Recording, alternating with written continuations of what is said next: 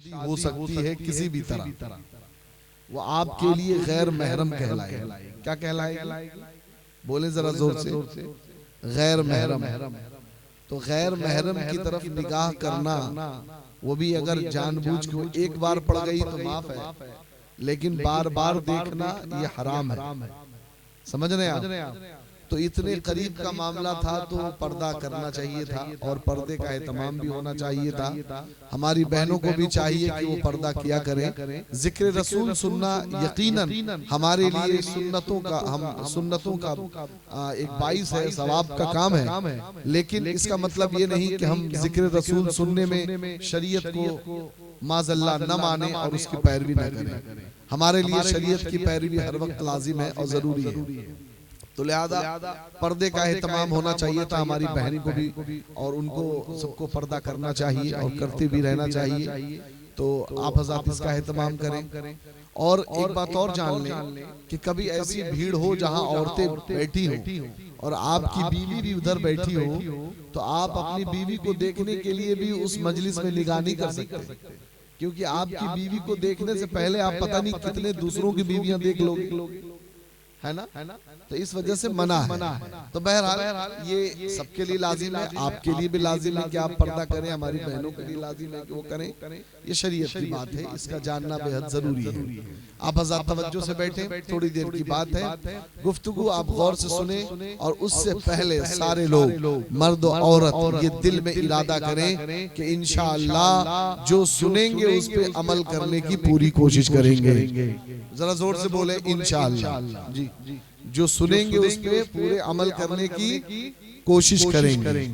और ये महफिले मिलादे मुस्तफ़ा अलैहिस्सलातु तस्लीम बनाम जश्न गौसुल वरा, इतना बड़ा काम आप कर रहे हैं कि गौसे आजम रज़ियल्लाहु ताला अन्हु को अल्लाह तबारक व तआला ने ऐसा वली बनाया कि आप फरमाते हैं कि जब तक मैं न चाहूं तब तक तो मेरा कोई नाम भी नहीं ले सकता। तो इस वक्त रात के इस गए अंधेरे में, इस मामले में जब रात ढल रही है और लोग अपने बिस्तरों को तलाश रहे हैं, आप यहाँ पे बैठकर अगर गौसे आजम का नाम ले रहे हैं और अल्लाह की रहमतों को तलाश रहे हैं, तो ये भी हमारे गौसे आजम का करम है। सुभान अल्लाह। तो उस करम में अल्हम्दुलिल्लाह हम लोग नहा रहे हैं, डूबे हुए हैं। गौसे आजम दुनिया में भी करम फरमा दे, आखिरत में भी करम फरमा दे, तो इंशाअल्लाह हम गुलामों का दाखिला भी जन्नत में गौसे आजम के साथ होगा। समझ रहे हैं? तो अपनी मोहब्बत को बना के रखें, मोहब्बत को आप बिल्कुल अपने गौसे आजम की तरफ तवज्जो दें, लौ लगाएं। और एक बात और बता दूं आपको कि ये मैं सबके लिए कहता हूं, अपने लिए नहीं, सबके लिए ये जरूरी है। किसी को बुरा ना लगे, वैसे मुझे मालूम है कि भाई इतनी देर कोई महफिल में बैठेगा तो नींद आ ही जाएगी, है ना? लेकिन हमारे लिए अदब का तकाजा बहुत जरूरी है। आप जब महफिलों में बैठा करें तो अपने मुंह को आप हज़रात खाली करके बैठा करें। पान गुटखा वगैरह न खाया करें, सुरती खैनी का इस्तेमाल न किया करें। वैसे भी सुरती आप अगर खा लें मुंह से बदबू आती रहे तो मस्जिद में जाने के लिए मना किया जाता है। बीड़ी पी के आप मस्जिद में जाने के लिए मना किया जाता है, इस वजह से कि जो उसकी बू निकलती है उस बू से फरिश्तों को तकलीफ होती है। जो आपके कंधे के दरमियान हर इंसान के साथ अल्लाह ने 10 फरिश्तों को रखा है, हर आदमी के साथ 10 फरिश्ते होते हैं। तो जब आपके मुंह से बदबू होती है तो फरिश्तों को तकलीफ होती है, तो आप हजरात से फरिश्ते दूर हो जाते हैं, जैसे अल्लाह की शाया निशान है। यहाँ पे महफिले मिलादे मुस्तफ़ा है, आपको यहाँ बैठना है, सुभान अल्लाह बोलना है, अल्हम्दुलिल्लाह बोलना है, अल्लाह अकबर बोलना है। और सुभान अल्लाह आपको जब बोलना है तो उसकी नेकियां भी, बरकतें भी, सवाब भी मिलना है। अगर आप सही से सुभान अल्लाह नहीं बोलेंगे तो जब आपने बोला ही नहीं, आपने बोला मुंह में पान भर के आपने बोला सुभान अल्लाह, लेकिन कैसे बोला मैं तो नकल भी नहीं उतार सकता उसे, नहीं आप खुद बताओ ना क्या आपने क्या बोला भाई, क्या निकला मुंह से जी, तो सवाब भी नहीं मिलेगा आपको। लिहाजा आप हजरात देखिए, मेरी बात को बुरा न मानिएगा कि मौलाना साहब बहुत ढेर लेक्चर देते हैं, समझ रहे हैं आप? हाँ नहीं, जो बात जरूरी है वो आपको बता दिया जाए, क्योंकि देखिए आपके जिस्म पर कपड़ा रहे न रहे, आपके पेट में दाना रहे न रहे, आपके लिए कोई मददगार हामी रहे न रहे, लेकिन इन तमाम से बढ़कर एक सच्चे मोमिन के लिए जरूरी है कि हमेशा उसके पास अदब रहे। अगर अदब नहीं है तो फिर जनाबे वाला ये हमारे नबी की वो जात है कि अल्लाह तबारक व तआला ने यहाँ तक फरमाया, ला तरफऊ असवातकुम, तुम अपनी आवाज को नबी की आवाज पे बुलंद न करो, वरना अगर तुमने ऐसा भूले से भी किया तो अंतहबत आमालुकुम, तुम्हारे सारे अमाल मैं बर्बाद कर दूंगा, रायगा कर दूंगा। हज़रत मोहतरम, ये आसमान के नीचे अगर सबसे बड़ी बारगाह कोई है जिसकी ताज़ीम व तकरीम एक बंदे मोमिन के लिए हर वक्त लाजिम है, तो वो हमारे नबी अलैहिस्सलातु तस्लीम की ज़ात बाबरकत। समझ रहे हैं? तो ये आपके लिए जरूरी है कि आप इसको करें। करेंगे इंशाअल्लाह अगली बार से जरा जोर से करेंगे ना, पाक साफ होके मुंह को भी खाली करके बैठेंगे, सुभान अल्लाह अल्हम्दुलिल्लाह की सदाएं बुलंद करेंगे। और हज़रत मोहतरम एक बात और याद रखिए, ये जो आप महफिल मिलाद में बैठे हुए हैं, ये महफिल मिलाद तो है ही, और गौसे आजम रज़ी अल्लाह तआला अन्हु का जिक्र है, और गौसे आजम रज़ी अल्लाह तआला अन्हु का जिक्र इस अहमियत का हामिल है, इस अहमियत का हामिल है। अल्लाहु अकबर, अल्लाहु अकबर। हज़रत मोहतरम गौर से सुने कि गौसे आजम रज़ी अल्लाह तआला अन्हु की महफिलों का कितना एहतराम और अदब रखना चाहिए, और मेरे गौसे आजम को अल्लाह ने क्या शान दी है। आला हज़रत अज़ीमुल बरकत रज़ी अल्लाह तआला अन्हु एक मकाम पे आपने फतावा रज़विया शरीफ में लिखा कि एक जगह औलिया इकराम की जमात बैठकर अल्लाह का जिक्र कर रही है, अल्लाह के वलियों की जमात है और बैठकर अल्लाह का जिक्र कर रही है, अल्लाह अल्लाह कर रही है। उसी में कुछ नात के शेर पढ़े जा रहे हैं। अल्लाह के वली हैं जिस घर में बैठकर वो अल्लाह का जिक्र कर रहे थे, उसी घर में साहिबे मकान ने अपने नबी इसको ले जाओ, माहौल खराब हो जाएगा, बस करो, हो गया जी। बहरहाल अभी पिएंगे हम लोग प्रोग्राम के बाद। तो उस मकान वाले ने जिसके घर में जिक्र हो रहा था, उसने गौसे आजम के नियाज के लिए चावल की गठरी रखी थी। गौसे आजम की नियाज के लिए चावल की गठरी बांधकर उस घर में रखा हुआ था। अल्लाह के वली जो हैं वो बैठकर अल्लाह का जिक्र कर रहे।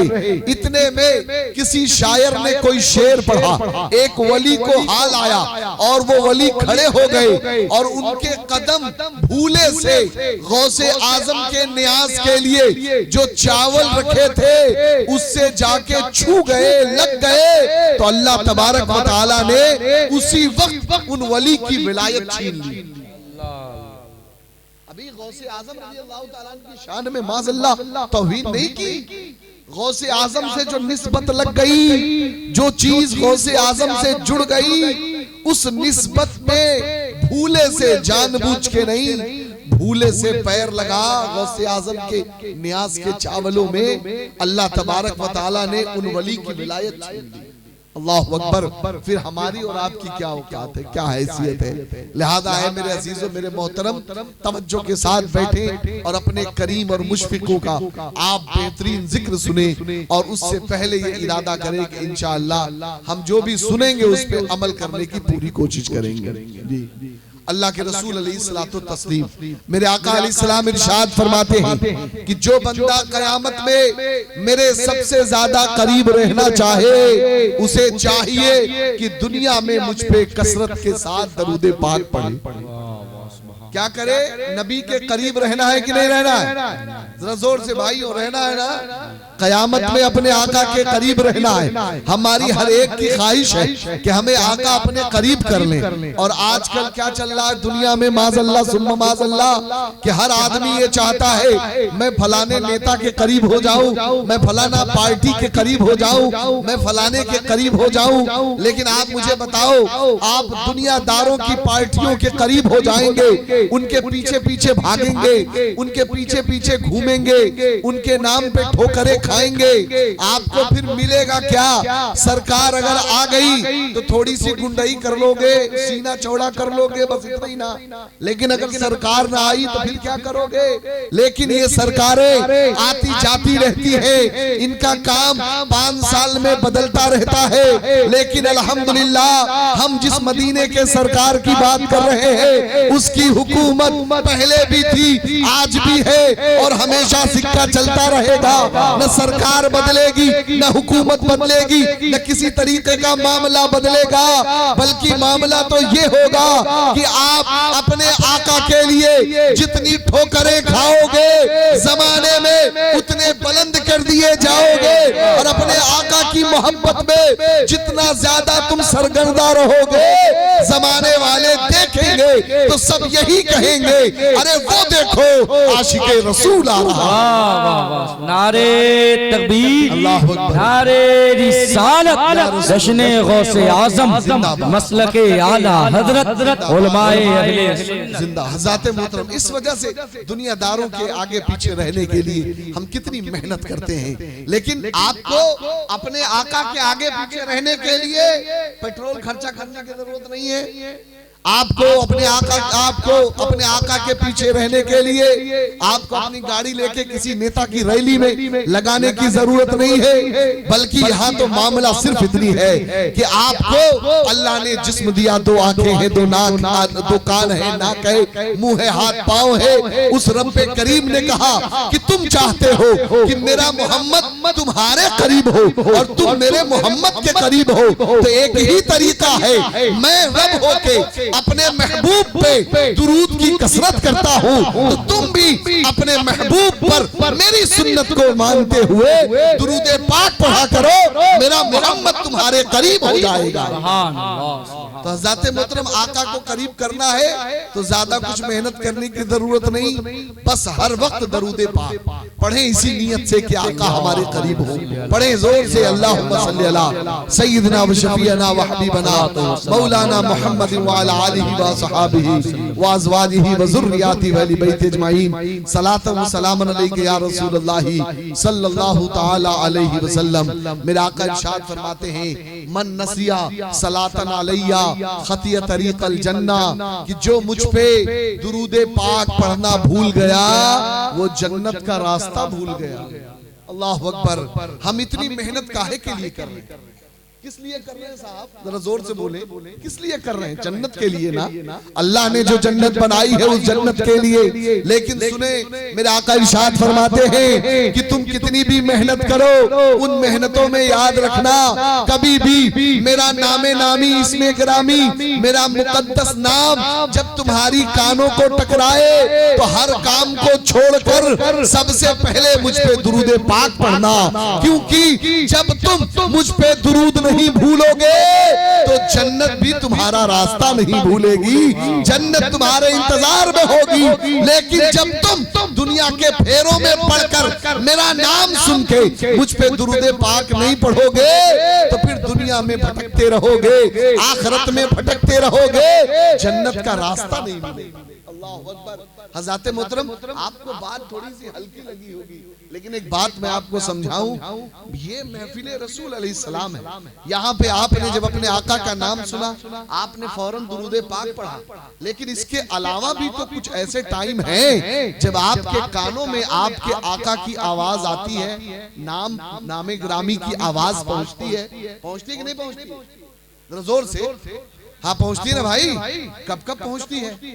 हाँ जरा जोर से, कब कब पहुंचती है जी? 5 वक्त की अजान में वो अजान सुनाई देती है ना आपको? जरा जोर से बोले सभी लोग, सुनाई देती है ना? उस अजान में भी अपने आका का नाम है कि नहीं नाम है? आप बताइए। आज हालत हमारी ये है, हमारे नौजवान भी बैठे हैं, हमारी बहनें भी बैठी हुई है, अजान होती रहती है, लेकिन ए जनाब अब तो नई नई टेक्निक आ गई, ब्लूटूथ का जमाना है। आदमी कान में एक छोटी सी डिवाइस लगाया है और उस डिवाइस में क्या बज रहा है। पहले के जो हेडफोन होते थे, अगर बगल वाला गाना बजावे तो इसको पता लग जाता था कि ये गाना सुन रहा है।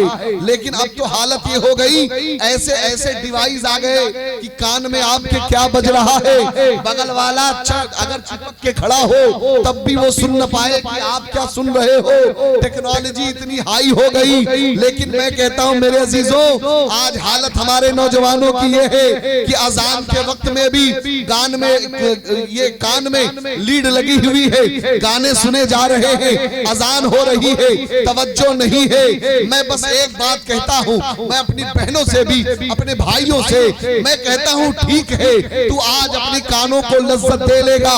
अजान के वक्त तू उन्हें अजान सुनी और अपने नबी का नाम सुन के दुरूद पाक न पढ़ा, अपने नबी की रिफात और मर्तबत की बात न की, इसका नुकसान ऐ मेरे अजीज बस इतना है कि तूने आज अपने नबी और अल्लाह उसके रसूल का जिक्र सुन के जवाब नहीं दिया, तो कल कयामत के दिन अल्लाह तबारक व तआला जब दोबारा कब्र से उठाएगा तो वो रब तुम्हें बे आंखों के उठाएगा। आंखें नहीं होंगी, इंसान को अल्लाह आंख नहीं देगा, पूरा जिस्म देगा। आदमी खड़ा होगा अपने रब की बारगाह में, कहेगा ए मौला दुनिया में तूने मुझे दो आंखें दी थी, ए मौला आज क्या बात है, मैं हश्र में खड़ा हूँ लेकिन मेरा जिस्म तो सलामत हो गया, मेरी आंख कहाँ है। ए मेरे अजीजों गौर से सुनो, ये बात कोई छोटी बात नहीं है, मेरे रब का फरमान है। वो रब कहेगा ए मेरे बंदे, मामला ये है कि दुनिया में जब मेरा जिक्र होता था, मेरा नाम लिया जाता था, मेरे महबूब का जिक्र होता था तो तू सुनता नहीं था, तू भूल जाता था, तू सुन के भी अनदेखा कर देता था। मेरे पैगाम तुझ तक पहुंचते थे लेकिन मेरी बातों पे तवज्जो नहीं देता था। अरे सुन मेरे बंदे, जैसे तू दुनिया में मेरे जिक्र के वक्त मुझे भूल गया, जा आज मैं तुझे भूल गया।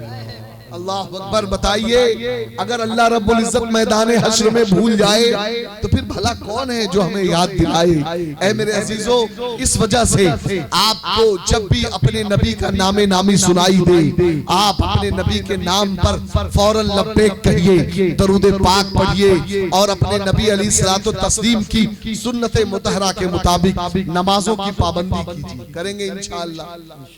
सुन के अजान की दुआ पढ़ें और उसके बाद दुआ पढ़ के न रहें, बल्कि मस्जिद जाएं और जमात से नमाज पढ़ेंगे इंशाअल्लाह जी। तो इसी नियत से एक मर्तबा और दरूद पाक पढ़िए। अल्लाहुम्मा सल्ली अला हबीबना मौलाना सय्यिदना व शफीना व हबीबना मौलाना मुहम्मद व अला आलिहि व असहाबिहि व अज़वाजिहि व ज़ुर्रिय्यतिहि अहली बैत अजमईन। सलातो व सलाम अलैका या रसूलुल्लाह सल्लल्लाहु अलैहि वसल्लम। हज़रत मोहतरम, जो ये औलिया अल्लाह होते हैं, अल्लाह के जो वली होते हैं, ये वली अल्लाह तबारक व तआला अपनी कुदरतों के मज़ाहिर, जो कुदरतों के अल्लाह तबारक व तआला की जो कुदरतें हैं उनको दिखाने के लिए अल्लाह तबारक व तआला अपने वलियों को रखता है कि तुमको अगर रब की कुदरतों को देखना है, समझना है कि मेरा रब कैसा कादिर है, मेरा रब कैसे मुर्दों को जिंदा करता है, मेरा रब कैसे मुर्दों को जिंदा करेगा, मेरा रब कैसे अता करता है, मेरा रब किस तरीके से अपने तमाम मामलात को तय करता है, तो तुम्हें ये चाहिए कि तुम अल्लाह के वलियों को देखो, उनके तरीकों को देखो, उनके पावर को देखो, उनके जरिए अल्लाह तबारक व तआला ने जो मखलूके खुदा को फायदा पहुंचाया इसको देखो।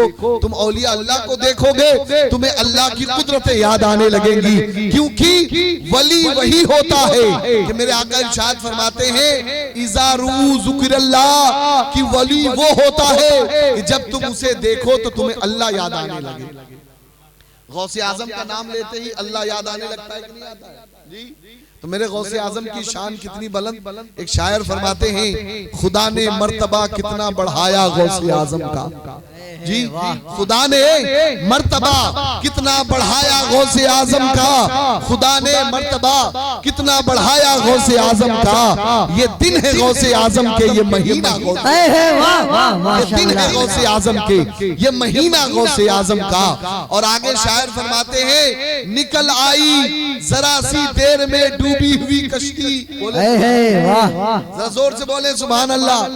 निकल आई जरा सी देर में डूबी हुई कश्ती। गौसे आदम रज़ी अल्लाह ताला अन्हु अगर समंदर में डूबी हुई कश्ती को जिंदा फरमा रहे हैं, निकाल रहे हैं, तो यहाँ पर आप ये देखो कि जिस गौसे आजम को अल्लाह ने इतनी ताकत दे दी कि समंदर में 12 साल की डूबी हुई कश्ती को अपने मखलूके खुदा के एक बूढ़ी औरत रो रही है, उसका दिल तड़प रहा है और गौसे आजम मचल गए कि एक बूढ़ी उसके दिल को किसी तरीके से तकलीफ ना पहुंचे। तो भला सोचो एक बूढ़ी रोए तो गौसे आजम को बर्दाश्त ना हो, तो हम यहाँ बैठकर अगर अपने गौसे आजम को याद करें तो भला हमारे गौसे आजम हमें कैसे भूल जाए। किसकी हड्डी कहाँ है, लेकिन सुनो हम जिस रब को मानते हैं वो वाहिदो यक्ता है, उसकी शान इन्नल्लाह अला कुल्ली शैइन कदीर है। जब उस रब ने अपने बंदों को इतनी ताकत दी है कि 12 साल की डूबी हुई कश्ती वो समंदर से निकाल देते हैं, तो भला अंदाजा लगाओ कि तुम्हारा रब कितने कमाल का होगा। तुम जिस रब को मानते हो उस रब की कुदरतों का मामला क्या होगा। नारे तकबीर, दोनों हाथ उठा के नारे तकबीर, नारे रिसालत, मसलके आला हजरत, उलमाए अहले सुन्नत, नारे तकबीर, नारे रिसालत। वाह माशाअल्लाह। मोहतरम निकल आई जरा सी देर में डूबी हुई कश्ती। समंदर भी समझता है इशारा गौसे आजम का, समंदर भी समझता है इशारा गौसे आजम का। मेरे गौसे आजम तो ये फरमाते हैं कि अल्लाह तबारक व तआला ने लोगों के दिलों को मेरे हाथों में दे रखा है। जोर से बोले, लोगों के दिलों को मेरे हाथों में दे रखा है। मामला यहाँ तक होता है कि मैं अपने लोगों के दिलों का हाल भी जानता हूँ, और मेरा बंदा अगर मुझे मशरिक से पुकारे और मैं मगरिब में हूँ तो मैं अपने बंदे की मदद को पहुंचा करता हूँ। हज़रात मोहतरम मेरे गौसे आजम फरमाते हैं, ऐ मेरे मुरीद, तू अगर मेरे हाथों पे मुरीद नहीं है तो घबराने की जरूरत नहीं। जो भी अपने आप को सच्चे दिल से गौसे आजम का शहदाई मान लेगा वो कादरी गुलाम है, और उन्हीं कादरी के गुलाम के लिए आला हजरत फरमाते हैं, कादरी रख, कादरी कर, कादरी रख, कादरियों में उठा कदर अब्दुल कादिर कुदरतुल्मा के वास्ते। ऐ मेरे अजीजों, वो कादरी है, गौसे आजम उसकी मदद फरमाने वाले हैं। अब जरा सोचो गौसे आजम कैसे मदद फरमाते हैं। आप अंदाजा लगाइए भाई, ये भी आप भी गौसे आजम से मोहब्बत कर रहे हैं, आप भी सब है ना, सबकी दिलों में अपने गौसे आजम की मोहब्बत है। अब मान लो एक ही वक्त में सारे लोग अगर गौसे आजम को पुकारें तो गौसे आजम फिर हमारी मदद कैसे करेंगे। भाई मैं हूँ, आप कहीं मामला हो जाए, मैं वहां खड़ा हूँ और दो लोगों को चोट लग जाए और दोनों मुझे पुकारें कि हजरत जरा मेरी मदद कीजिए, तो मैं एक टाइम में एक ही की मदद करूंगा ना, है ना, एक टाइम में एक ही की मदद करूंगा कि नहीं करूंगा। भाई मैं कैसे कर पाऊंगा, दोनों को कैसे मैं एडजस्ट करूंगा। एक के पास गया तो एक के पास देर से पहुंचूंगा, है ना। तो हज़रात मोहतरम आप ये मत समझिए कि हमारे गौसे आजम ऐसी मदद करने वाले हैं। अरे नहीं नहीं, अल्लाह तबारक व तआला ने हमारे गौसे आजम को वो कमाल, वो कुदरत दिया है। इसका एक आपको जीता जागता उदाहरण आपको एक मिसाल में ऐसे दे दूं। वाकया आपने सुना है, बस उसका नतीजा निकाल देता हूँ। आपने सुना है ना कि गौसे आजम रज़ी अल्लाह ताला अन्हु को एक मर्तबा किसी मुरीद ने दावत दी कि हुजूर हमारे घर तशरीफ लाए। हजरत ने कहा ठीक है आपके घर भी आएंगे। दूसरे मुरीद ने, तीसरे मुरीद ने, 70 मुरीदों ने दावत दी। कितनों ने दी? 70 ने। अब क्या हुआ, अगले दिन एक मुरीद बाहर निकला मारे खुशी, दूसरे मुसलमान से मिला, भाई क्या बात आप बड़े खुश लग रहे। कहा भाई क्या बताऊं, कल की रात तो बड़ी प्यारी रात थी। कहा क्या बात, कहा हुजूर गौसे आजम मेरे घर तशरीफ लाए थे। कहा क्या बात कर रहे हैं, गौसे आजम तो मेरे घर तशरीफ लाए थे, यही बात तो मैं आपसे बताने वाला था। दूसरे ने कहा भाई नहीं मेरे घर थे। इतने में तीसरा निकला, कहा भाई बड़ी मुबारकबादी के लायक आप हजरत, कल रात मेरे घर शेख जिलान तशरीफ लाए थे। कहा भाई क्या बात कर रहे हो, हम तो अभी यही बातें कर रहे। तीसरे ने कहा नहीं भाई मेरे घर मौजूद थे। कहा अच्छा चलो टाइमिंग क्या थी, तो अगले ने कहा इतने बजे। अगले ने कहा इतने बजे, अगले ने कहा इतने बजे। भाई इसी टाइम तो मेरे घर मौजूद थे, इतनी देर मौजूद थे, मामला समझ नहीं आ रहा। 3 से 4 हुए, 4 से 5 हुए, धीरे धीरे 70 हो गए। सबका दावा यही कि गौसे आजम कल मेरे घर तशरीफ लाए थे। सबने कहा आपस में बहसबाजी नहीं, चलो चलते हैं गौसे आजम की बारगाह में और उन्हीं से पूछ लेते हैं कि गौसे आजम कल आप किस मुरीद के घर थे। अब हज़रत मोहतरम आपने वाक़या सुना है, जब मुरीद पहुंचे जाके गौसे आजम से अर्ज किया हुजूर कल आप किसके घर, ये भी कह रहे हैं मैं भी कह रहा हूँ, ये भी कह रहे हैं किसके घर। मेरे गौसे आजम मुस्कुराते हैं और मुस्कुरा के फरमाते हैं ऐ मेरे चाहने वालों, ऐ मेरे मुरीदों, जरा इस दरख्त की तरफ देखो। जैसे ही उन्होंने निगाह उठा के देखी, क्या देखा, दरख्त के जितने पत्ते हैं हर पत्ते पर जलवे गौसे आजम, जलवे गौसे आजम नजर आ रहा है। मुरीद भी बाकमाल थे, समझ गए, कहा हुजूर मान गए, कोई दलील नहीं चाहिए। अल्लाह ने आपको ऐसी कुदरत दी है कि आप एक वक्त में कितनों के घर जा सकते हैं। अब हज़रत मोहतरम आपको एक अकीदे की बात समझानी है और साथ ही साथ अपने गौसे आजम की मोहब्बत अल्लाह की तरफ से आपके दिलों में और डालना है कि देखो अब यहाँ पे मामला ये कि गौसे आजम रज़ी अल्लाह ताला अन्हु एक वक्त में एक साथ 70 मुरीदों के घर गए है ना। अब आपने अपना जलवा पेड़ की पत्तियों पे भी दिखा दिया। अब हज़रत मोहतरम एक सवाल करने वाले ने इमाम इश्क मोहब्बत फिदाए हुजूर सईदी सरकार गौसे आजम यानी हम सबके सरकार सरकारे आला हजरत से एक मर्तबा एक आशिक ने पूछा कि ए हुजूर सईदी सरकार आला हजरत हमें ये बताइए कि गौसे आजम एक वक्त में जो मुरीदों के घर तशरीफ ले गए तो क्या आप हर मुरीद के घर अपने जिस्म के साथ तशरीफ ले गए या फिर इसकी मिसाल ऐसे कि जैसे आप एक मोमबत्ती लीजिए, ठीक, उसको जलाइए और शीशा लीजिए, शीशे में आप मोमबत्ती देखेंगे असली मोमबत्ती बाहर जल रही है लेकिन एक और मोमबत्ती शीशे में जल रही है। शीशा एक था तो एक मोमबत्ती, शीशा तोड़ दिया तो 2 मोमबत्ती दिखने लगी, 3 टुकड़ा कर दिया 3 दिखने लगी। हालांकि मोमबत्ती कितनी है, एक नजर आ रही है सारे शीशों में। आप उन शीशों के अगर करोड़ टुकड़े भी कर दो मोमबत्ती असली एक होगी लेकिन दिखाई देगी सारे शीशों में। तो पूछने वाले ने पूछा यह मामला ऐसा था कि गौसे आजम एक जगह रहे हो और हर जगह आपका जिल गया हो, अक्स गया हो, आपकी तस्वीर गई हो, आप खुद बनफ्से नफीस न गए हो। ऐ मेरे अजीजों सुनो, गौर से सुनो, मेरा इमाम इश्क मोहब्बत फरमाते हैं अरे सुनो सुनो, मामला ऐसा नहीं है।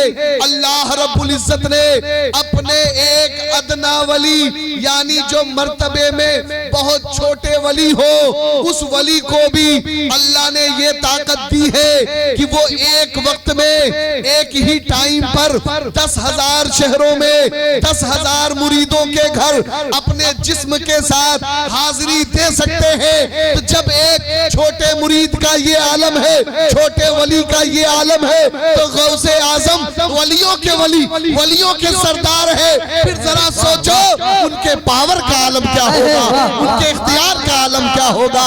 और मैं यही से ये कहना चाहता हूँ, मेरे आका इरशाद फरमाते हैं ऐ मुसलमानों जब अपने घर में दाखिल हुआ करो तो सलाम किया करो। हज़रत मोहतरम ये भी एक तरीका है। आदमी आज कहता है मेरे कारोबार में बरकत नहीं, मेरे घर में बरकत नहीं, मेरे घर में लड़ाई झगड़े हैं, मेरे घर में कहीं से रौनक नजर नहीं आती। ऐ मेरे अजीजों, मेरे आका ने ये तरीका दिया है, सुनिए तरीका ये है कि आप जब भी घर में दाखिल हो तो सबसे पहले दाखिल होकर आप सलाम करें और सलाम करने के बाद आप सूरे इखलास क्या पढ़ेंगे, जरा जोर से, सूरे इखलास। सूरे इखलास याद है ना, सूरे इखलास किसे कहते हैं? हाँ किसे कहते हैं? आज तो मैंने सवाल ही नहीं पूछा जी, वरना मेरी तकरीर में इतने सवाल होते हैं कि आपकी तबीयत हरी हो जाए। सवाल इसलिए नहीं माज़ल्ला सुम्मा माज़ल्ला कि आपको किसी तरीके से जलील करना है या ये कि आपको नहीं आता ये बताना है। सवाल इसलिए ताकि एहसास जिम्मेदारी हो। हम अपने नबी के मानने वाले हैं। जिस रब ने हम पे इतनी इनायतें की, इतना करम किया कि खून के एक फटक से अल्लाह ने हमको इतना बड़ा वजूद दे दिया, उसी रब का कुरान हमारे घर में है। और वो कुरान ऐसा वैसा नहीं बल्कि मेरे रब की बात है। मेरे आका ने इरशाद फरमाया, अगर किसी का मन करे कि वो अल्लाह से मुलाकात करे और अल्लाह से बात करे तो उसे चाहिए कि नमाज में नियत बांध ले और कुरान की तिलावत करे। अल्लाह से मुलाकात भी हो जाएगी, बात भी हो जाएगी। वो कुरान हमारे घर में। हम कितना कुछ करते हैं लेकिन कलामे पाक नहीं याद करते, सूरतें नहीं याद करते। आज हमारी हालत ये है, अल्लाह रहम फरमाए, इल्ला माशा अल्लाह, कि हम में से कुछ ऐसे ही लोग होंगे जो नमाजें मुकम्मल करा सकते हैं। जी कुछ ही लोग होंगे। और जानते हैं नमाज पढ़ाने के लिए भी इमामत की शर्तें होती हैं। आपके वालिद के इंतकाल पर आप बुलाते हो, फलाने मौलाना साहब आएंगे जनाजा पढ़ाने, फलाने मौलाना साहब आएंगे जनाजा पढ़ाने। ऐ मेरे अजीजों, मैं कहता हूँ अल्लाह ने तुम्हें एक बाप का बेटा बनाया, तो तुम इस लायक क्यों नहीं बने कि तुम अपने बाप का जनाजा खुद पढ़ाओ? क्यों नहीं बने आप? एक बात याद रखिए, आपके वालिद का इंतकाल हो तो आपके वालिद से मेरी वो मोहब्बत नहीं होगी, दिल की तड़प वो न होगी जो हकीकी औलाद को होती है, जो अपने बेटे को होती है। अपने बाप के इंतकाल पर ये दुआ क्या है? मेरा रब फरमाता है कि मेरा बंदा जब गिड़गिड़ा के आजिज़ी करके रो रो के अपने दिल को थका के मेरी बारगाह में दुआ करता है तो मेरे बंदे उस वक्त जो परेशानी के आलम में मुझे याद करता है तो मेरी रहमतें जोश में आ जाती है और मैं अपने बंदे की हाजत को पूरी कर देता हूँ।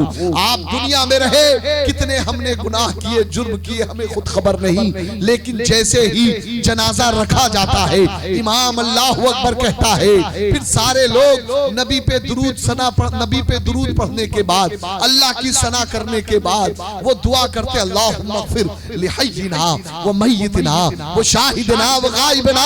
वो दुआ मांगते हैं, मौला मेरे मय्यत को बख्श दे, मेरे मरहूम को बख्श दे। ऐ जनाब, मैं भी दुआ करूंगा लेकिन उस दिल से नहीं करूंगा जिस दिल से मैं बेटा होने की हैसियत से अपने बाप के लिए करूंगा।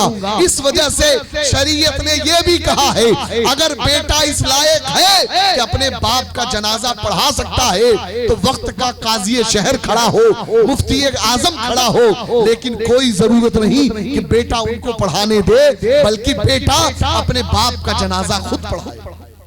बेशक। लेकिन हमारी हालत यह है कि हम न चेहरे पे दाढ़ी रखते हैं। दाढ़ी देखिए, माफ करिएगा लेकिन मसला और शरीयत बताना बहुत जरूरी है। आपने दाढ़ी रखी, दाढ़ी एक मुश्त नहीं रखी। आप ये समझते हैं एक मुश्त रखेंगे तो बड़ी बड़ी मालूम होगी। मैं कहता हूँ जरा अपने नबी की तरफ भी तो देखो। मेरे नबी अलैहिस्सलाम को अल्लाह तबारक व तआला ने कहा, तुम्हारे लिए लक़द कान लकुम फी रसूलिल्लाहि उस्वतुन हसना, तुम्हारे लिए जिंदगी का आइडियल नमूने अमल कहाँ है? मेरे रसूल की जिंदगी में है। तो ऐ मेरे अजीजों, आप जरा सोचो, हमारे रसूल अलैहिस्सलाम दाढ़ी रखते थे कि नहीं रखते थे? जरा जोर से बोले जी। गौसे आजम रखते थे कि नहीं रखते थे? ख्वाजे पाक रखते थे कि नहीं रखते थे? जी, बुजुर्गों ने रखा कि नहीं रखा? कोई आदमी दाढ़ी मुंडाए रहे वो कभी अल्लाह का वली नहीं हो सकता, नहीं हो सकता। एक अदना सी सुन्नत अगर किसी ने छोड़ दी, छोटी सुन्नत, मिसाल के तौर पे आप जिसे छोटा समझते हैं, हालांकि किसी भी सुन्नत को छोटा नहीं समझना चाहिए, किसी भी सुन्नत को छोटा नहीं समझना चाहिए। हर सुन्नत पे अमल करने की कोशिश करें। आप जैसे पानी पीते हैं, आप 3 घूंट में नहीं पीते, ये भी सुन्नत है। मान लीजिए ये आपके लिए एक छोटी सुन्नत है, आप एक ही बार में गटर लगाया, आपने सीधा उसे गले से नीचे उतार लिया। तो ऐ मेरे अजीजों, ये जो आपने उतारा एक सुन्नत का कत्लेआम हुआ, एक सुन्नत आपने छोड़ी, ये आपके लिए छोटी है। लेकिन यही काम अगर कोई आदमी यानी कोई अल्लाह का वली कर दे तो अल्लाह रब्बुल इज्जत उसे विलायत पे नहीं रखेगा, उसकी विलायत चली जाएगी। समझ गए आप? तो मेरे अजीजों, पहले काम तो आप ये करें कि आप खुद कुरान पढ़ें और कुरान की सूरतें याद करें और याद करके अपने रब की बारगाह में अपनी नमाजों को दुरुस्त करें, सही तरीके से नमाज पढ़ें। बहरहाल हज़रत मोहतरम हुजूर गौसे आज़म रज़ी अल्लाह तआला अन्हु को अल्लाह तबारक व तआला ने वो ताकत दी कि 10,000 शहरों में नहीं बल्कि एक अदना वली, उनके पावर का ये आलम है कि वो 10,000 शहरों में 10,000 मुरीदों के घर एक बार में अपने जिस्म के साथ हाजिर होते हैं। यहाँ तो गौसे आज़म रज़ी अल्लाह तआला अन्हु की शान ये है कि आप औलिया के सरदार हैं, तो फिर कितने घरों में हाजिरी देते होंगे। फिर हमारे नबी तो इन तमाम के सरदार हैं, जिनके सदक़े में अल्लाह ने दुनिया बनाई, फिर उनका क्या आलम होगा। मेरे आका इरशाद फरमाते हैं, अगर आपको गनी होना, मालदार होना, अमीर होना है, कारोबार में खैर बरकत चाहिए, आपको अपने घर में सुकून चाहिए, तो घर में दाखिल हो, पहले सलाम करो, फिर सूरे इखलास पढ़ो, फिर सूरे इखलास पढ़ने के बाद नबी पे यानी मुझ पर दुरूदे पाक पढ़ो। आप ये वजीफा बना लीजिए। एक सहाबी ने नबी की बारगाह में ये कहा, मौला मैं गरीब हूँ, मेरे लिए कुछ कर दीजिए। आका ने यही नुस्खा जो मैंने आपको बताया, यही नुस्खा आका ने उन सहाबी को बताया।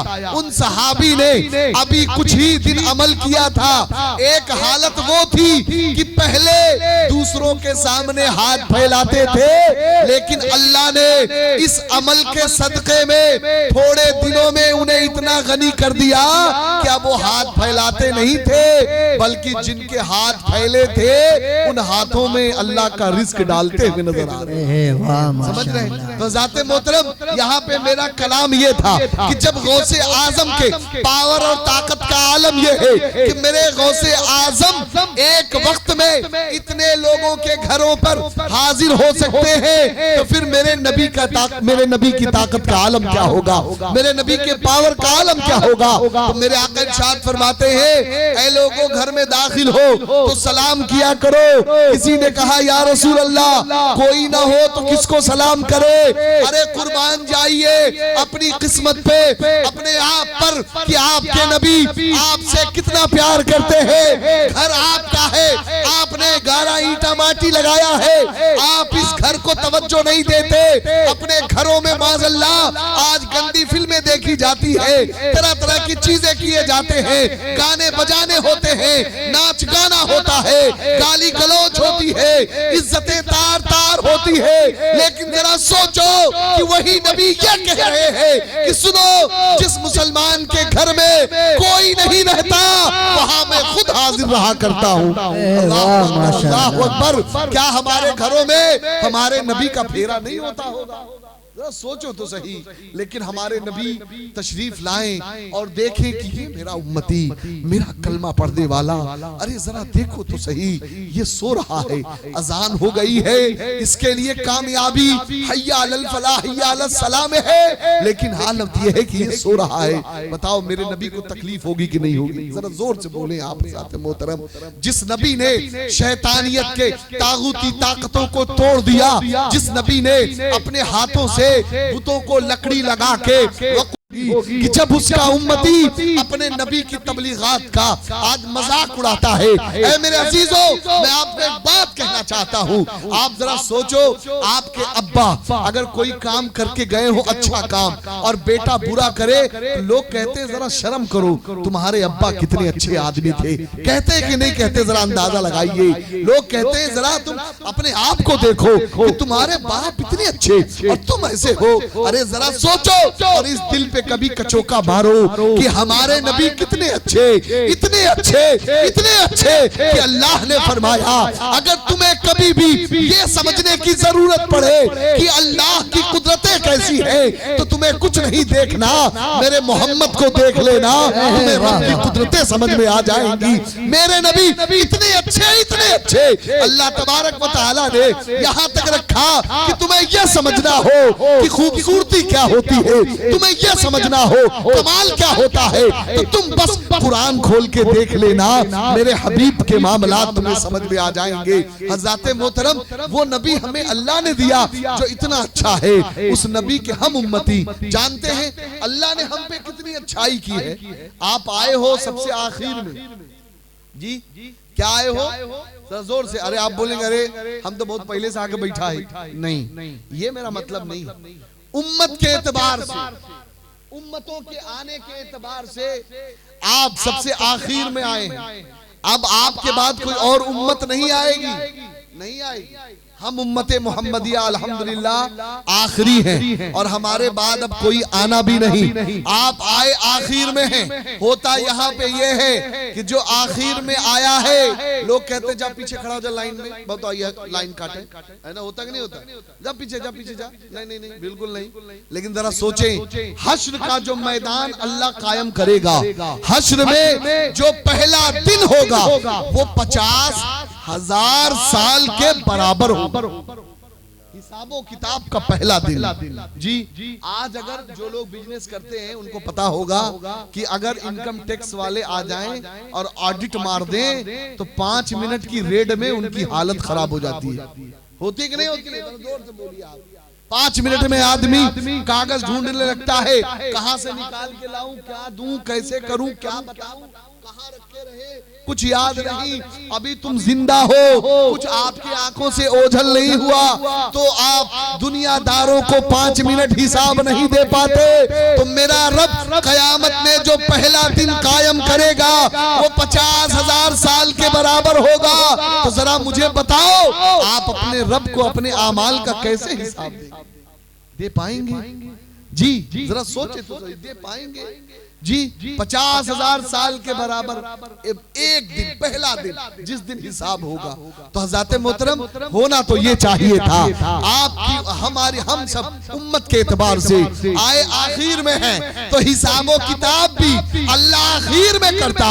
लेकिन जरा सोचो, उस रब को हमसे आपसे कितना प्यार है, और ये प्यार हमारे और आपके बाप की बदौलत नहीं बल्कि अपने रसूल पाक की बदौलत है। अरे आदम से लेके ईसा तक तमाम उम्मतें हाजिर हैं और हमसे पहले आई हैं। होना ये चाहिए था हिसाब पहले उनका हो, लेकिन रब फरमाएगा अरे नहीं, तुम आए जरूर पहले हो, लेकिन सुनो, जिस नबी की ये उम्मती है उस नबी से मेरा वादा है, ऐ महबूब आपकी उम्मत आई सबसे आखिर में है, लेकिन उनका हिसाबो किताब कयामत में सबसे पहले होगा। ज़ाते मोहतरम अल्लाह तबारक व तआला क़यामत में सबसे पहले हिसाबो किताब उम्मते मोहम्मदिया का फरमाएगा। आप ये न समझिए कि बहुत पहले हिसाब हो गया तो हम छूट गए, छुटकारा मिल गया। ऐ मेरे अजीजों, हिसाबो किताब देने में कितने मामलात तय करने पड़ेंगे वो तो अल्लाह ही बेहतर जानता है।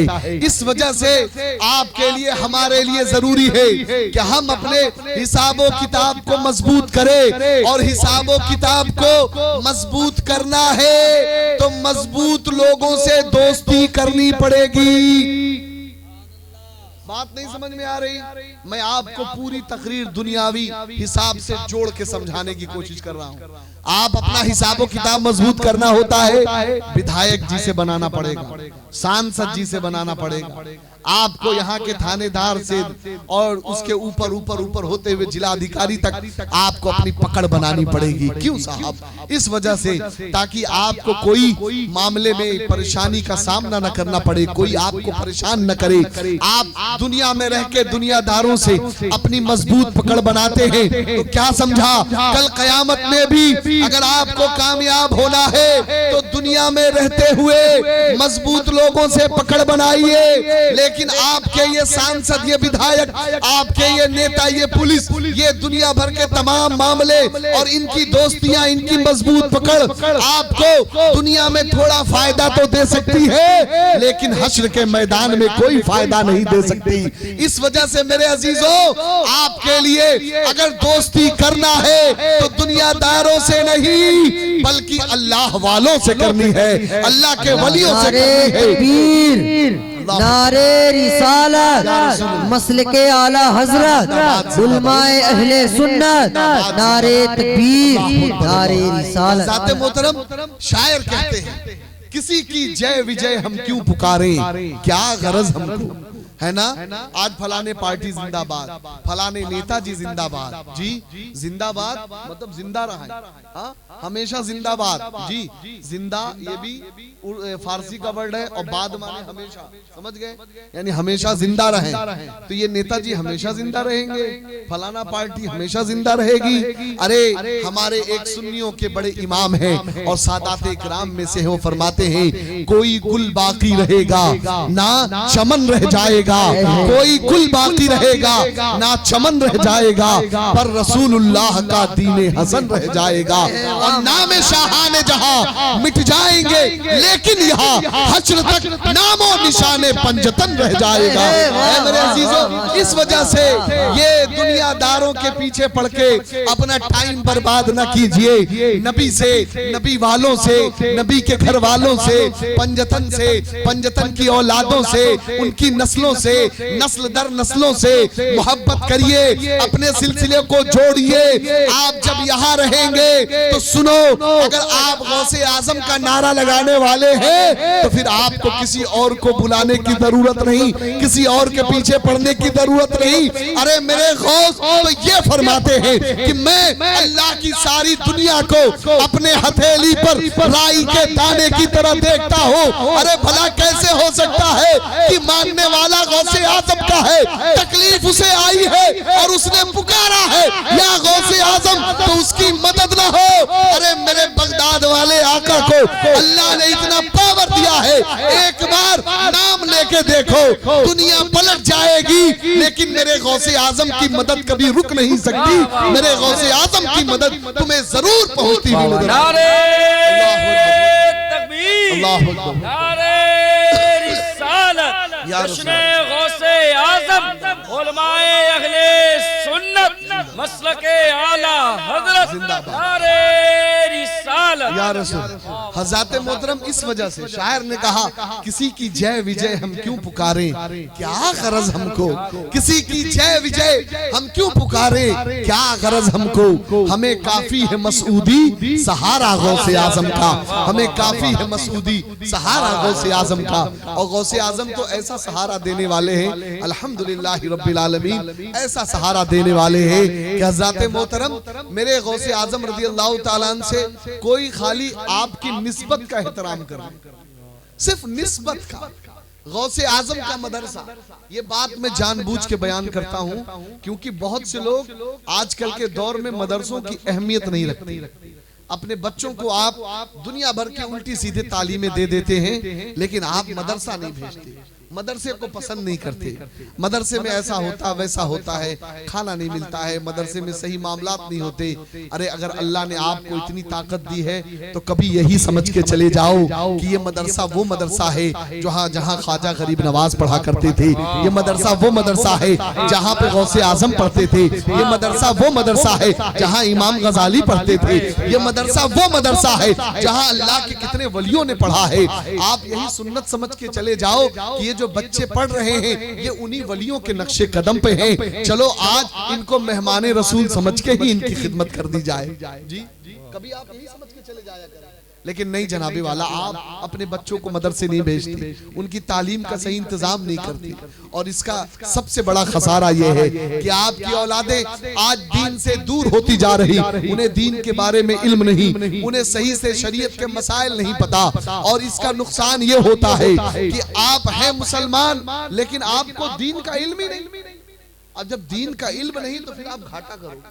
जैसे एक मसला मैं बयान कर दूं, अमूमन इस अतराफ में यहाँ से लेके वो करवी मऊगंज इसके आगे तक जहां तक मैं गया हूँ, अमूमन ये देखा हूँ, खैर अल्लाह सबको ये उसाद दे, किसी की बुराई करना मकसद नहीं है, शरीयत का मसला बताना मकसद है कि आप अगर टंकी का इस्तेमाल करें जी, तो जो आप पानी इस्तेमाल करेंगे वो पानी उसमें किसी का हाथ नहीं पड़ेगा, आप उसमें कोई लोटा नहीं डालोगे, किसी तरीके से आप कोई और चीज नहीं डालोगे तो पानी नापाक नहीं, समझ गए।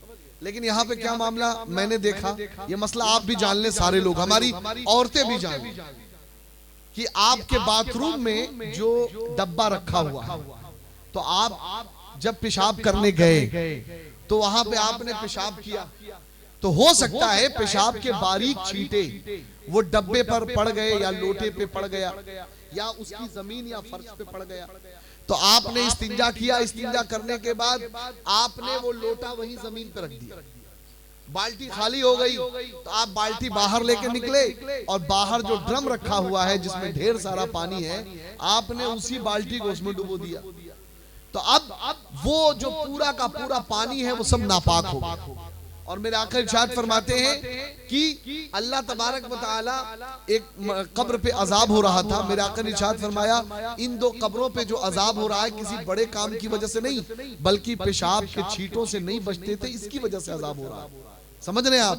तो हज़रत मोहतरम अब वो पानी नापाक हो गया, चलो माना कि आपने उस बाल्टी को नहीं डुबोया, आप उस बाल्टी को समरसेबल के पाइप से भर के लाए, लेकिन ले आए तो जो डब्बू आपने लैट्रिन के इस्तिंजा खाने की जमीन पे रख दिया था जहां पेशाब के छींटे पहुंचे होंगे, आपने उसको उठा के फिर से उसमें डाल दिया, तो फिर नापाक हो, है ना?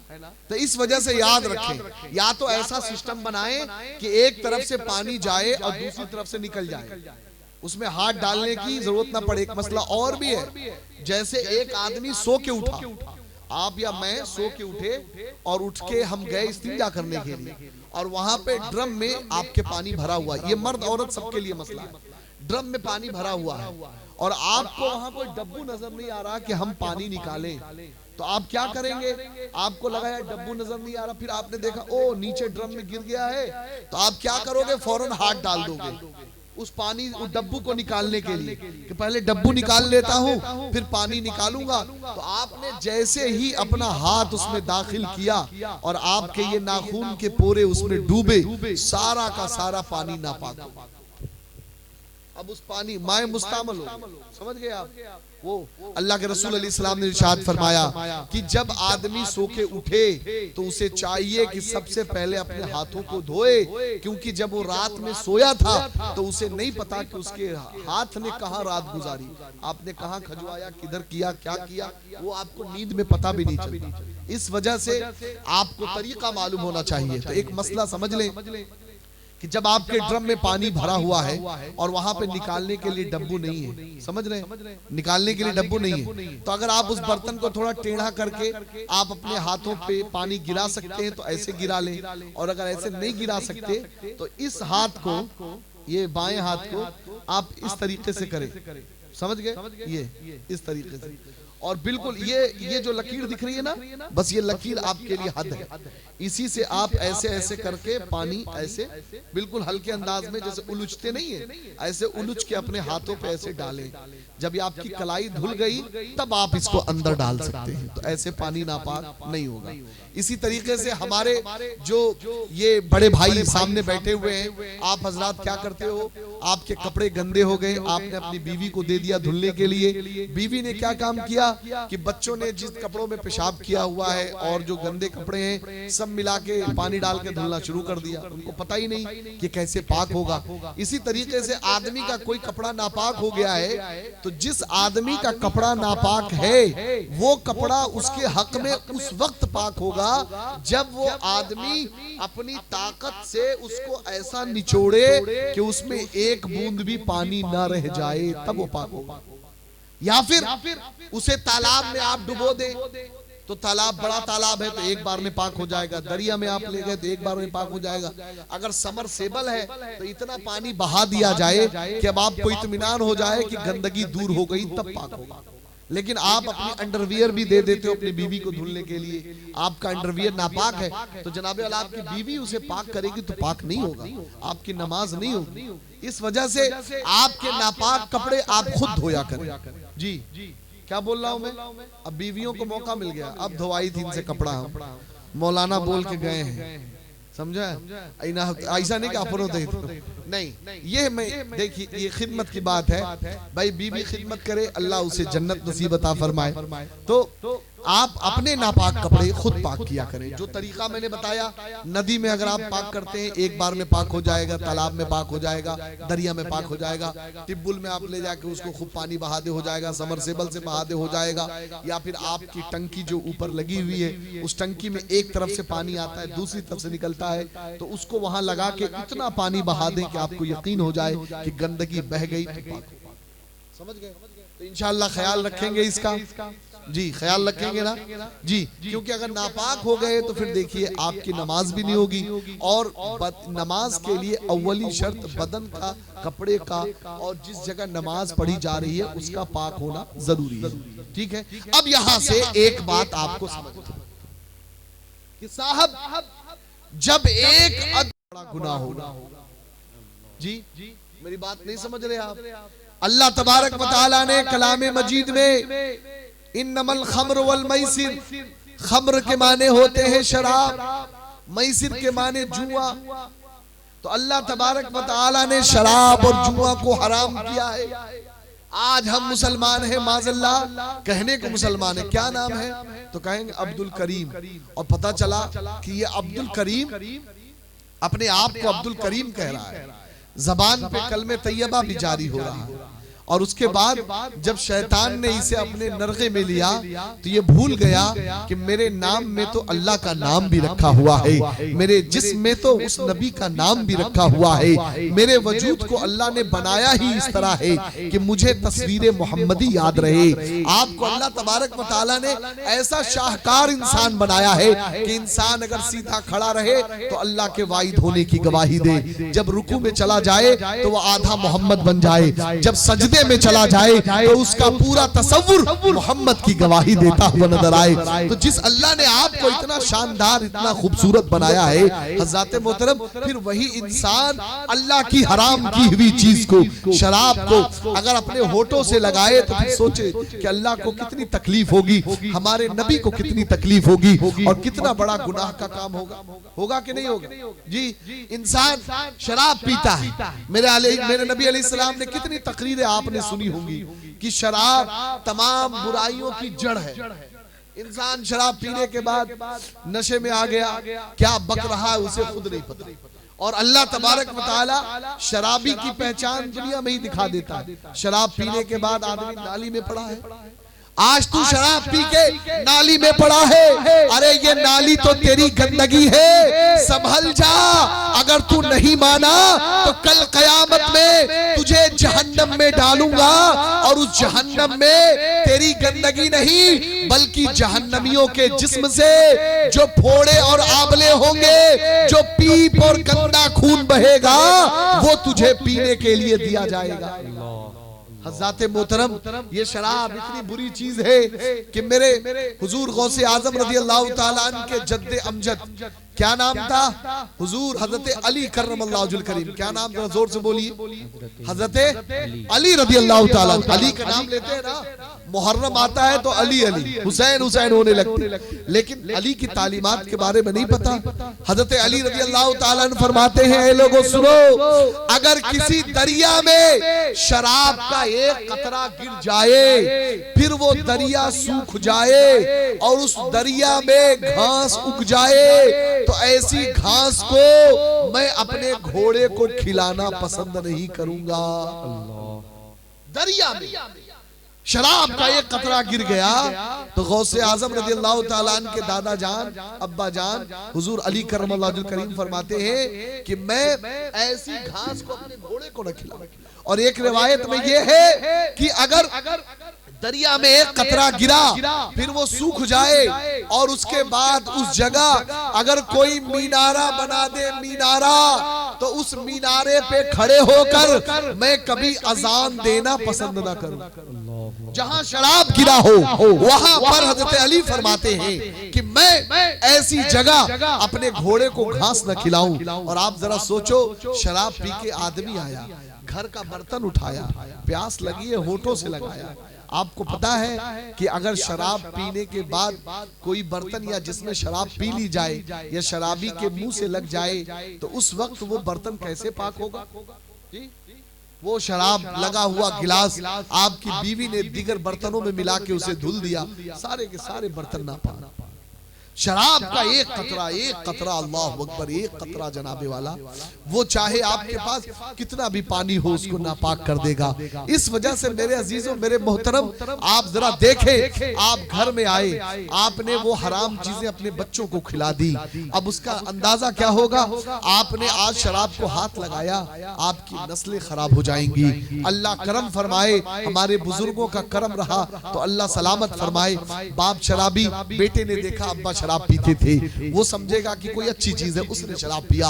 आप शराब के नशे में आपने बीवी को मारना शुरू किया, गाली देना शुरू किया। क्या आपको पता है शरीयत में खाली तलाक देने से तलाक होती है? पता है आपको मसला? जी, खाली तलाक बोलने से ही तलाक नहीं होती, बल्कि आप अपने इमामों के पास जाइए। हमारे शरीयत की किताबों में कई ऐसे अल्फाज लिखे हैं, जैसे आप नशे में आए और आपने अपनी बीवी से कहा चल भाग यहां से, निकल जा, कौनो हमसे तो से वास्ता नहीं। अगर ये नियत ये है कि मैं अपनी बीवी छोड़ रहा हूं तो इसको बोलते हैं तलाके बाइन। और तलाके बाइन का हुक्म यह है कि आप जितनी नियत करोगे उतनी तलाक पड़ जाएगी। समझ गए? आपने एक बार बोला, लेकिन आपने सोचा कि मैं अपनी बीवी को छोड़ रहा हूं और दो की नियत कर ली, तो आपकी बीवी के ऊपर दो तलाक पड़ गई। और तलाके बाइन का हुक्म यह होता है कि औरत फौरन निकाह से निकल जाती है।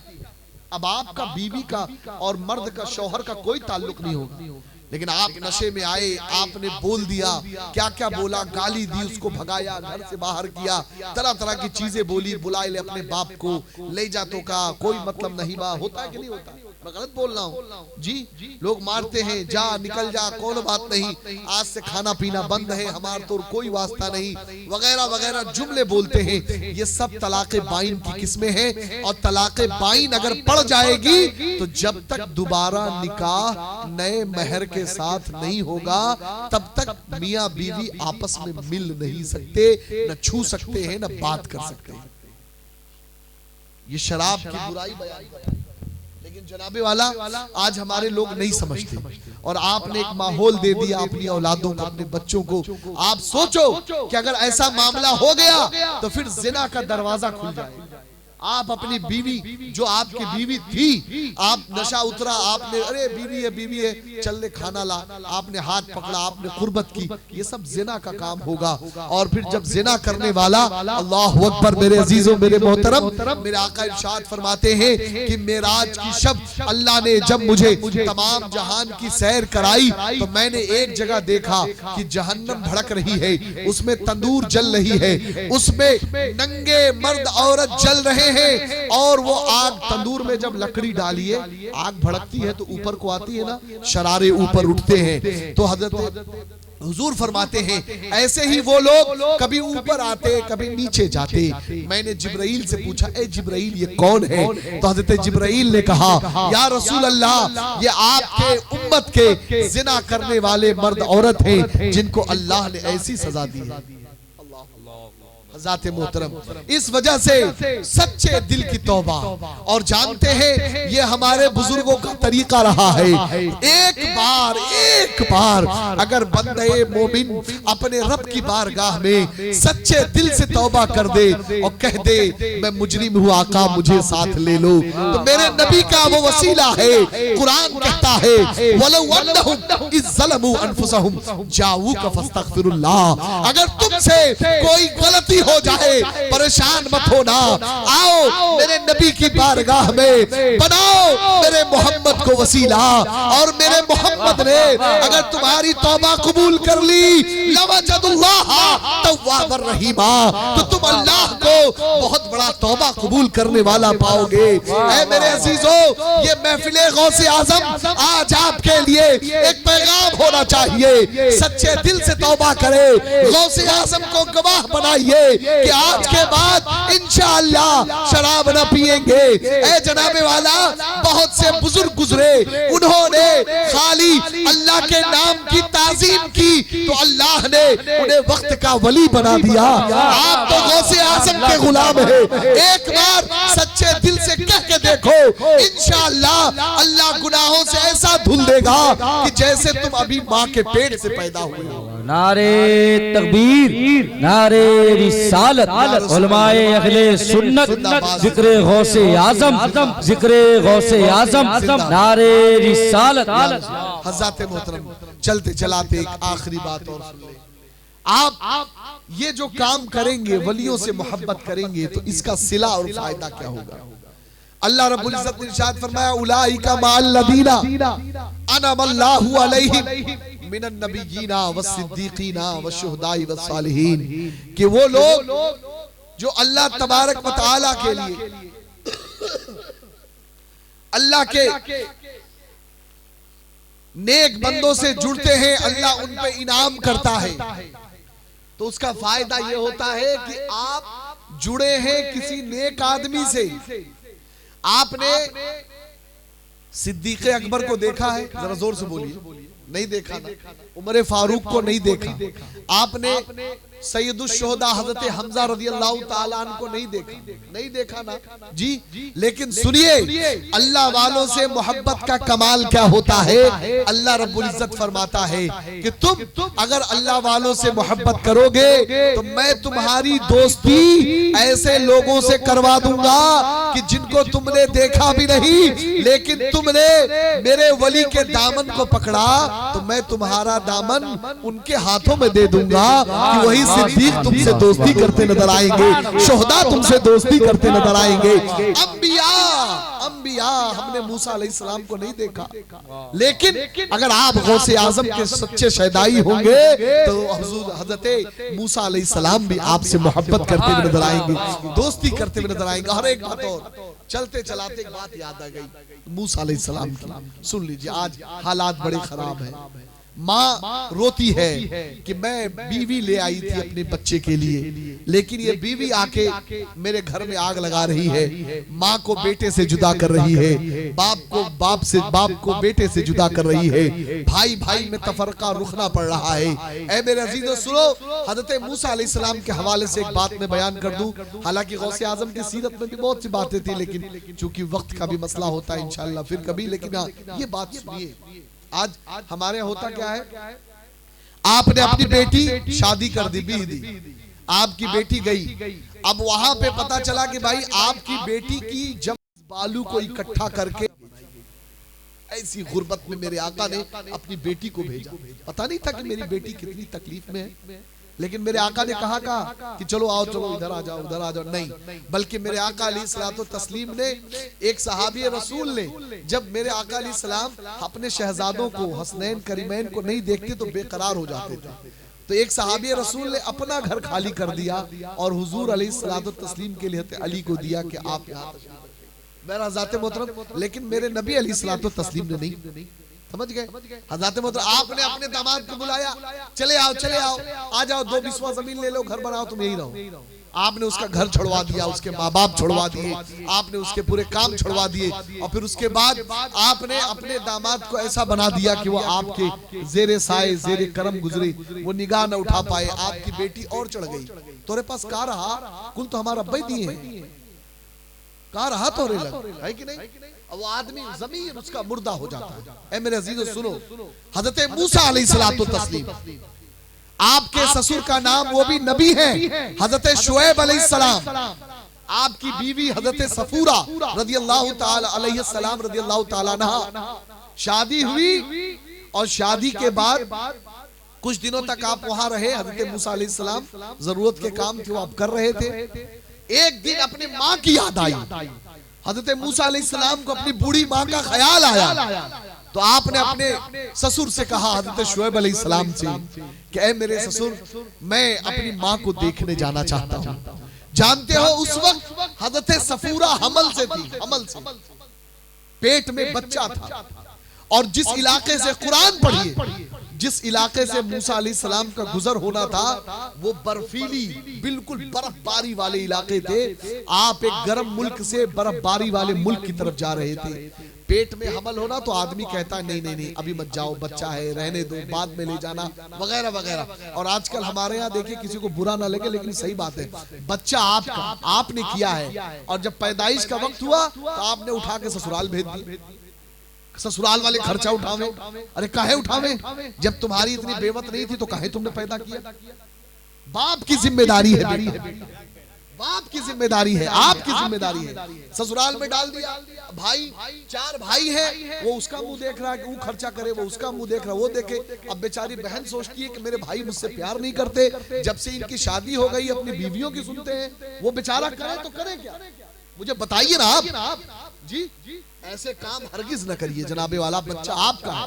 हमारे भी 2 बच्चे हुए अल्हम्दुलिल्लाह, तहदीसे नेमत के तौर पे बोल रहा हूँ। मेरे ससुर भी डॉक्टर है, उनकी अपनी डिस्पेंसरी है। मेरे ससुर कहते रहे, मेरा साला भी एक डॉक्टरी पढ़ रहा है और एक दूसरा वो भी माशाअल्लाह वो भी डॉक्टरी प्रैक्टिस करता है। वो कहते रहे कि हजरत भेज दीजिए भेज दीजिए। मैं कहा ना, बच्चा मेरा है, पूरी जिम्मेदारी मेरी है, अपने सामने जो होगा मैं खुद करूंगा।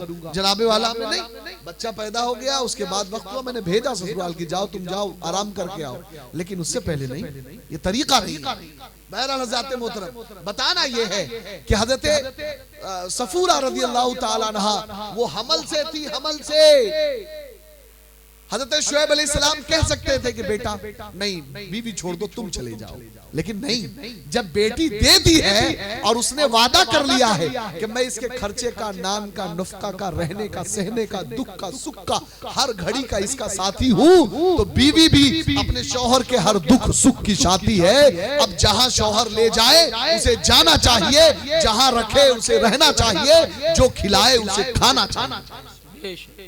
हज़रत शुएब अलैहिस्सलाम ने रोका नहीं, माँ की याद आ गई हज़रत मूसा अलैहिस्सलाम को, कहा माँ से मिलने जाना है। माँ बड़ी कद्र की चीज होती है, बाप बड़ी दौलत हुआ करते हैं, जिनके पास नहीं उनसे पूछो। कभी आप तन्हाई में दरवाजा बंद करके सोचो, आज मेरे 4 बच्चे हैं, कल जब मैं नहीं हूँगा तो इन बच्चों के ऊपर क्या गुजरेगी, तब आपको पता चलेगा कि मेरे बाप की अहमियत क्या है, मेरे माँ की अहमियत क्या है। हज़रत मोहतरम जीते जागते शायर शेर पढ़ते हैं, माँ के कदमों के नीचे जन्नत है, बाप का एहतराम करो जन्नत है। आपको अल्लाह ने जन्नत दे रखी है, उस माँ का अगर एहतराम ना होगा तो सुनो, मेरे नबी इरशाद फरमाते हैं, जो माँ का एहतराम न करेगा, जो बाप का एहतराम न करेगा, मरते वक्त उसे कलमा नसीब नहीं होगा। इस वजह से माँ बाप का एहतराम करें, और माँ बाप की सुन ली अगर एहतराम कर ली, जैसे मेरे गौसे आजम ने किया। अम्मा ने कहा बेटा झूठ नहीं बोलना, तो गौसे आजम ने नहीं बोला, तो अल्लाह ने इतना कमाल पैदा कर दिया कि गौसे आजम वली है, और जितनों के सामने आपने सच बोला, अल्लाह ने एक माँ की तलकीन की बदौलत 40 के 40 डाकुओं को अल्लाह का वली बनाया। तो ये माँ की दुआ होती है। तो बहरहाल हज़रत मोहतरम वादा करिए कि इंशाअल्लाह रहमान हम पूरी पाबंदी से नमाजों की तरफ जाएंगे और नमाज़े जमात से पढ़ेंगे। बोले इंशाअल्लाह। जी अभी भी शक है क्या, किसी को शक है क्या जी? शक तो नहीं है ना, मर्द ही है ना, मर्द भाई, कोई मर्द ना हो तो बतावे। नमाज मर्दों पे कभी माफ नहीं है क्या, जरूर से भाई, औरतों पे तो माफ है। शरीयत ने कुछ चीजें हाँ मौलाना बताया दी, माफ है, समझे? हाँ ये ना समझो माफ है भाई। अल्लाह तबारक व तआला ने औरतों के ऊपर कुछ मामलात ऐसे रखे कि महीने में कुछ नमाजें आप पे माफ, इसके अलावा अल्लाह तबारक व तआला ने अय्याम हमल के बाद आपके लिए नमाजें माफ रखी, उस रब का करम है। लेकिन जरा सोचो, एक आदमी को इतना कंसेशन मिले और उसके बाद वो और कंसेशन मांगे, और काम लगे आदमी का एकदम से, तू वही कहा यार इतना छोड़ दिया तब तो मानत नहीं है, होता है कि नहीं होता है? आदमी कहता है क्या है इतना छोड़ दिया तब नहीं। तो ये औरतों को समझना चाहिए, जब अल्लाह ने इतना छोड़ दिया तो जितना है कम से कम उतनी की पैरवी करो और उतनी पाबंदी से पढ़ो। और आप मर्द हैं, मर्द को दर्द, अरे बोलो ना, तो नमाज पढ़ने में होता है क्या? मर्द को दर्द नहीं होता तो वजू बनाने में दर्द, बोलो ना, नहीं होगा जी। सुबह बहुत ठंडी लग रही ना, है ना, तो फिर मर्द काहे को ठंडी से डर गए तुम? मर्द को दर्द होता है जी। आपको ठंडी, अजीब मामला है, ठंडी आवे तो ठंडी लगत बा, गर्मी आवे तो गर्मी लगत बा, तो होए का बताओ, तुम ही बता दो कौन मौसम रहा है जौन मौसम में तुम नमाज पढ़ो, बैठ के अल्लाह से दुआ करेंगे, मौला मौसम बदल दे, मौसम बदल दे। बताओ भाई, जो कहो कर दो जी। ठंडी आए तो तकलीफ, गर्मी आए तो तकलीफ। अरे मेरे अजीजों, ये ठंडी और गर्मी ये आपको इस वजह से एहसास दिलाना है कि कभी तुम जन्नत के नजारे भी देखो और कभी जहन्नम का एहसास भी करो, और कभी इन दोनों के बीच में रह के बरसात के मौसम में बरज़ख का भी मजा लो। ये मौसम इसलिए नहीं है कि आप इन मौसमों में भागो तो मर्द को दर्द नहीं होता। लिहाजा आप नमाज पढ़ेंगे इंशाअल्लाह और खूब मेहनत से पढ़ेंगे। और मर्द पे नमाज माफ नहीं होती, लेकिन होती है दो सूरत है। पहली सूरत, हाँ, कब माफ होती है? बोलो ना भाई। कहे तो जब नई नई शादी होती ना, तो उसके बाद नमाज माफ रहता है। बीवी पे भी नमाज माफ, शौहर पे भी नमाज माफ। ऐसा नमाज माफ कि ना पूछो, मोहर लगवाए रहा थे, बाद में कहे छोड़, नई शादी है। अबे नई शादी है तो क्या नया मुसलमान भी है क्या? नई शादी भी तो क्या इस्लाम से खारिज हो गया? नमाजें उसकी छूट जाएंगी, फराइज छूट जाएंगे। अरे नहीं जनाबे वाला, आपके लिए कमाल ये है कि तुम अपनी बीवी का हक भी अदा करो और अल्लाह का जो हक तुम पर है वो भी अदा करो। समझ रहे हैं आप? तो नमाज आपकी नहीं छूटनी चाहिए। हाँ, नमाज माफ होती है मर्द पे दो सूरत में। पहली सूरत, या तो मर जाओ। कैसे? हाँ बोले भाई, बोले ना, डरते क्या मरने से? हाँ, मर जाइए नमाज माफ, मर जाइए नमाज माफ। कौन कहेगा कि नमाज पढ़ो? कोई जाता है क्या कब्रिस्तान में कहने के चलो उठो नमाज का टाइम हो गया? कोई कहता है क्या? या तो मर जाइए तो नमाज माफ, और दूसरी सूरत यह है, या अरे हाँ पगली तो है, पागल ही तो है। अल्लाह तबारक व तआला ने तुझ पे इतना करम किया और उस रब ने आपसे थोड़ी सी चीज मांग ली, न दे भाई कुल हमारा। यानी कौन से तरीका? तेरा जिस्म, तेरा वजूद, ये सारा कुछ, ये कुछ है क्या तुम्हारा? ये कुछ भी नहीं है। ये माल, ये दौलत कुछ भी नहीं है। सब उसी रब ने दिया है। और उसी रब ने कहा कि तुम उसी में से थोड़ी देर के लिए 5 मिनट की 4 रिकात, 2 रिकात, 3 रिकात, तुम इस तरीके से करके 5 मिनट मेरी नमाज पढ़ लो। तुम इतना भी नहीं करते तो फिर जनाबे वाला कैसे काम चलेगा? इस वजह से नमाजों की पाबंदी इंशाअल्लाह करेंगे। जरा जोर से बोले, करेंगे ना इंशाअल्लाह रहमान जी। अल्लाह तबारक व तआला जितने भी लोग यहाँ पे शरीक हैं सबको सुनने से ज्यादा अमल की तौफीक नसीब अता फरमाए। और साथ ही साथ जिन जिन लोगों ने इसमें शिरकत हासिल की है, अल्लाह उन्हें सवाबे दारैन से माला माल फरमाए। व आखिरु दावाना अल्हम्दुलिल्लाहि रब्बिल आलमीन। सारे लोग मिलकर पढ़ें अस्तगफिरुल्लाह रब्बी मिन कुल्लि ज़ंबि व अतूबु इलैहि। व आखिरु दावाना अल्हम्दुलिल्लाहि रब्बिल आलमीन। मोहब्बत से खड़े हो जाएं। सलात व सलाम।